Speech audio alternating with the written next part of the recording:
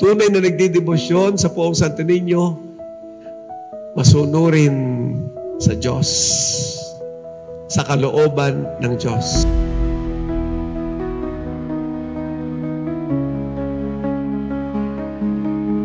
Iisa ang kalooban ng Diyos, na tayo ay mamuhay sa kabanalan, that we may be holy, that we live a life of holiness, sapagkat siya'y Diyos na banal. Dapat tayo mamuhay sa kabanalan. Yung magkatono dapat tayo. Kung ang Diyos natin ay banal at tayo'y naging mga anak ng Diyos nung tayo binyagan, nananalaytay sa atin ang buhay ng Diyos na ito, dapat tayo sumunod sa nais ng Diyos, magpakabanal. Yan ang napakaganda na ating pagpapahayag ng pananampalataya sa Niño Jesus. Pagpapakumbaba at pagsunod.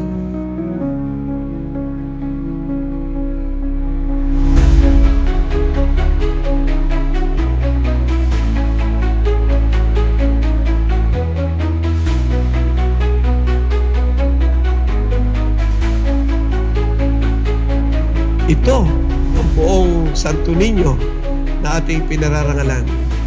At kapag tayo ay marunong magpakumbaba at marunong sumunod sa kalooban ng Diyos, kagaya ng Panginoong Hesus, ang buong Santo Niño, makakapagbigay pag-asa tayo sa isa't isa. Yun! Doon tayo makakapagbigay pag-asa sa isa't isa. Kapag nananahan sa atin ang Diyos, sa ating kapakumbabaan, sa ating pagiging masunurin sa Kanyang kalooban, pwede tayong magbigay pag-asa sa iba.